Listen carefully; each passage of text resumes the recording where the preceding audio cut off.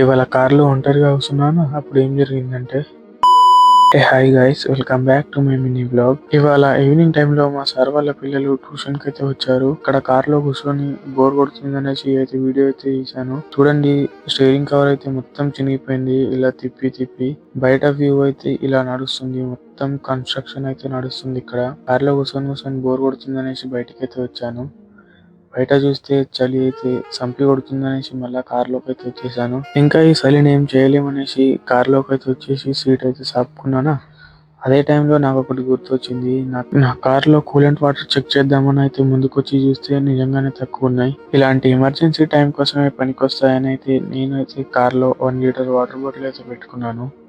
అదైతే ఇప్పుడు యూజ్ వచ్చింది. ఇంకా దాంట్లో పట్టేంత వాటర్ పోసి క్యాప్స్ అయితే క్లోజ్ చేసేసాను. నేను నడిపే కారు కొంచెం ఓల్డ్ మోడల్ కాబట్టి 5 days కి ఒకసారి 6 days కి ఒకసారి అయితే ఇలా చెక్ చేసుకుంటాను అనమాట.